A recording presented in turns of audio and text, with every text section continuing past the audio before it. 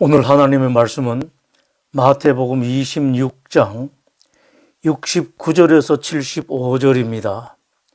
베드로가 바깥들에 앉았더니 한 여종이 나와 이르되 너도 갈릴리 사람 예수와 함께 있었도다 하거늘 베드로가 모든 사람 앞에서 부인하여 이르되 나는 내가 무슨 말을 하는지 알지 못하겠노라 하며 앞문까지 나아가니 다른 여종이 그를 보고 거기 있는 사람들에게 말하되 이 사람은 나사렛 예수와 함께 있었도다 하며 베드로가 맹세하고 또 부인하여 이르되 나는 그 사람을 알지 못하노라 하더라.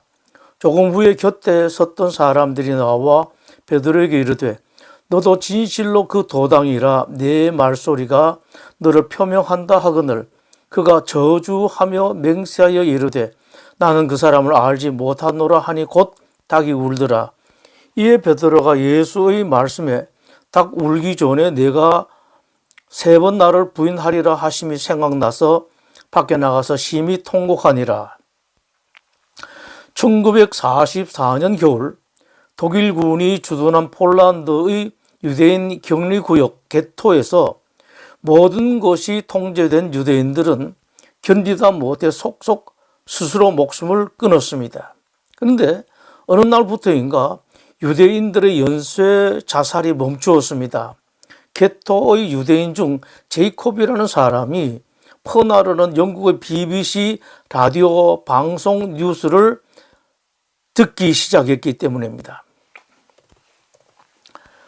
400km 밖까지 연합군이 들어왔대요. 히틀러가 곧 항복할 거랍니다. 게토의 유대인들은 자기가 전해들은 뉴스를 다른 사람들에게 그들은 또 다른 사람들에게 전했습니다. 제이콥의 라디오 중계로 유대인들의 게토는 점점 희망으로 넘치기 시작했습니다. 그 뉴스와 함께 사람들에게 퍼져나가는 소식이 있었습니다. 그것은 제이콥이 라디오를 가졌다는 소식이었습니다. 게토에서의 라디오 소유는 사형에 처해지는 중죄였습니다.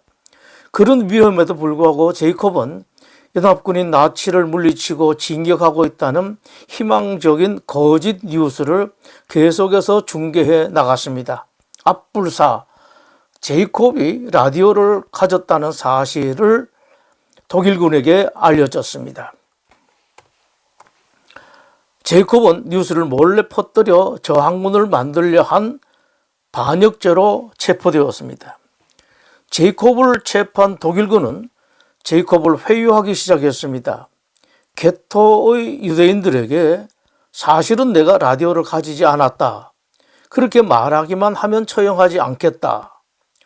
수용소의 유대인들 앞에 서게 된 제이콥은 갈등합니다. 사실 제이콥은 라디오를 가지고 있지 않았습니다. 사람들에게 희망을 주기 위해 자기가 뉴스를 만들어 가짜 뉴스를 전달한 것입니다. 애초부터 라디오는 없었다는 사실을 말하므로 사람들이 희망을 빼앗을 것인가 아니면 끝까지 거짓말을 해서 사람들이 가진 희망을 빼앗지 않을 것인가 고민하던 제이콥은 거짓말을 선택합니다. 그 결과 총살당해 죽고 말았습니다. 이 비극적인 제이콥의 죽음과 반대로 제이콥의 거짓말에 희망을 안고 살아남은 유대인들은 처형을 위한 수용소로 끌려가던 도중 연합군을 만납니다. 모두들 감격에 겨워 서로 손을 잡고 춤을 추며 노래를 부릅니다. 영화 제이콥의 거짓말입니다. 끝까지 거짓말을 지킨 제이콥이 총살당하기 전 나치 대장 앞에서 지었던 미소가 기억에 남습니다. 그러나 영화 속의 그 제이콥이 자기가 한 거짓말 때문에 웃었던 것과는 달리 오늘 본문의 예수님의 제자 베드로는 자기가 한 거짓말 때문에 심하게 통곡을 합니다. 예수님께서 십자가에 달리시기 바로 전날 많은 제자들 중 특별한 제자들 12명만 따로 다락방으로 불러 모으셨습니다. 거기서 제자들과 최후의 만찬을 가지시고 제자들의 발을 씻어 주셨습니다. 그리고는 예수님은 제자들에게 심각한 말씀을 하셨습니다. 오늘 밤에 너희가 다 나를 버릴 것이다. 예수님이 그 말씀에 베드로가 발끈하듯 반발했습니다. 다른 사람들은 그럴지 몰라도 저는 절대로 그렇지 않을 것입니다. 베드로의 그 말에 예수님은 이번에는 베드로를 꼭 집어 말씀하셨습니다. 오늘 밤 닭이 울기 전에 내가 3번 나를 부인할 것이다. 예수님의 그 말씀에 베드로는 물론 다른 제자들 모두 같이 나서서 맹세하며 말했습니다. 우리는 주님과 함께 죽는 일이 있어도 절대 주님을 배반하지 않겠습니다. 베드로의 그 말에 예수님께서 말씀하셨습니다. 내가 진실로 내게 이르노니 오늘 밤 닭 울기 전에 네가 3번 나를 부인하리라. 그 후 예수님은 제자들과 함께 겟세마네 동산에 기도하러 올라가셨다가 가롯 유다와 함께 온 병정들에게 체포되십니다. 예수님께서 체포되실 때 베드로가 한 번 나서긴 했지만 그 후의 일을 성경은 이렇게 기록하고 있습니다. 제자들이 다 예수를 버리고 도망하니라. 병정들에게 체포되신 예수님은 신문 받기 후에 대제사장의 집으로 끌려가십니다. 대제사장의 집에는 유대교 종교 지도자들이 이미 모여 있었습니다.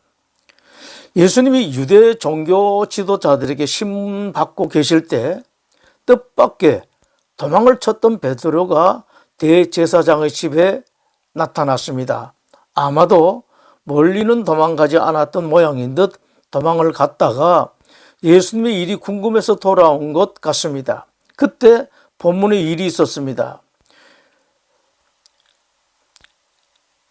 베드로는 3번이나 자기는 예수라는 사람을 전혀 모른다고 맹세하며 거짓말을 하고 심지어 저주까지 했습니다. 그가 저주하며 맹세하여 이르되 나는 그 사람을 알지 못하노라. 그러자 새벽닭이 울었습니다. 닭 울음소리에 베드로는 예수님께서 하신 말씀이 생각났습니다. 예수께서 이르시되 내가 진실로 내게 이르노니 오늘 밤 닭 울기 전에 내가 3번 나를 부인하리라.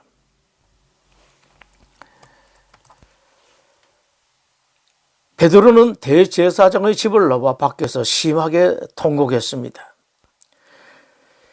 끝까지 충성한다는 것, 말은 쉬울 수 있습니다만 실제로 그렇게 하기란 정말 어렵습니다.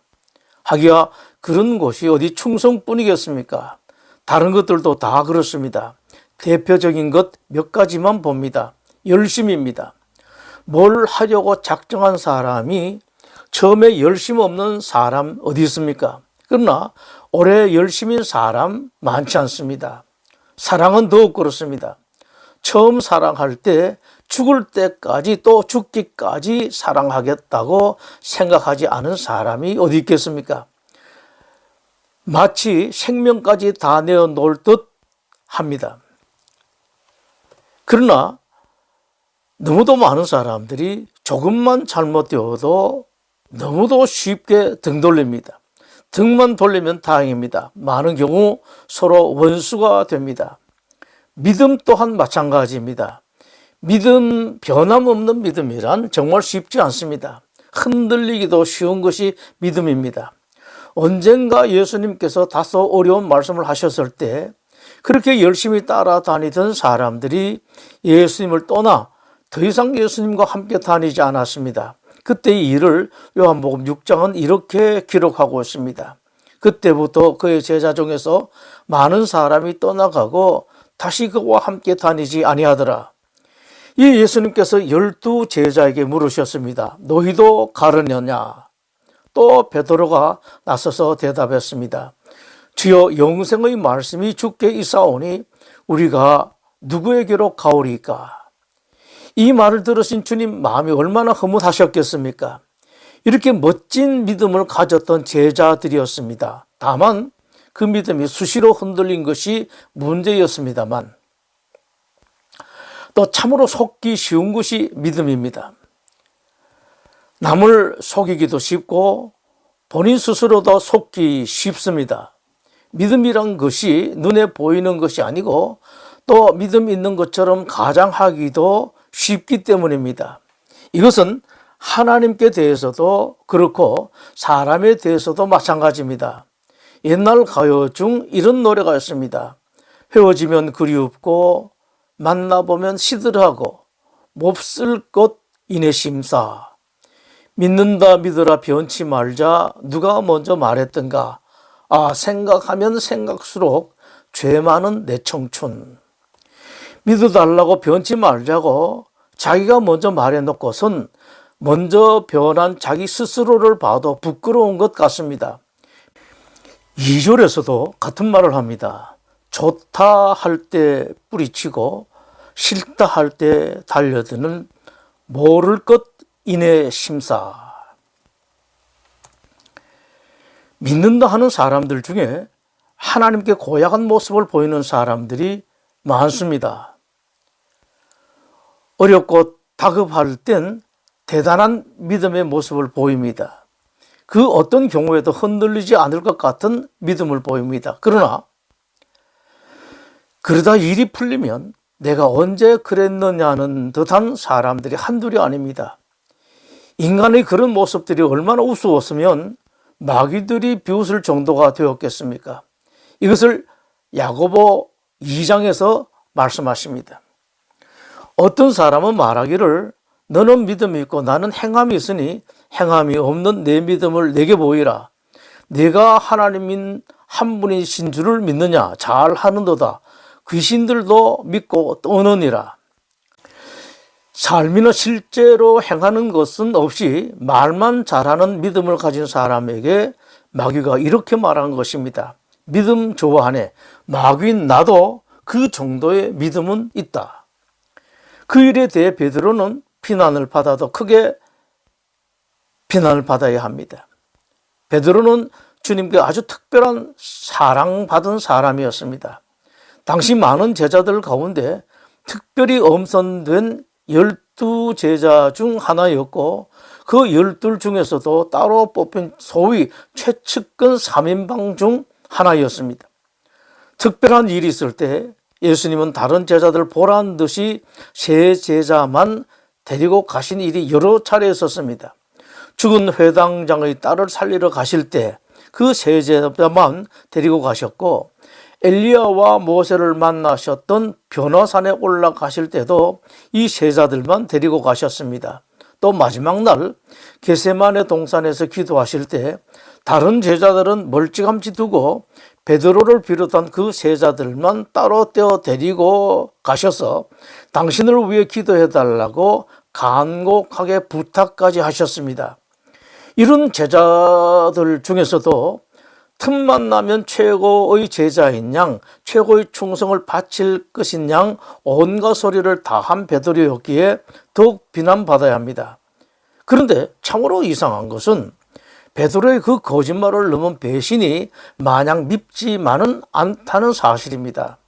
그런 베드로에게 강한 비난이 되지 않습니다. 그냥 하나의 해프닝 정도로 여겨지고 도리어 이해와 동정이 되기도 합니다. 베드로에게도 이런 적이 있었다. 그 이유가 무엇일까요? 마음입니다. 베드로는 비록 아주 큰 실수를 했지만 그러나 베드로의 마음속에 정말 주님을 사랑하는 것이 있음이 느껴지기 때문입니다. 베드로의 그것이 다윗에게도 보입니다. 다윗이 얼마나 하나님의 사랑을 받았고 은총을 받았습니까?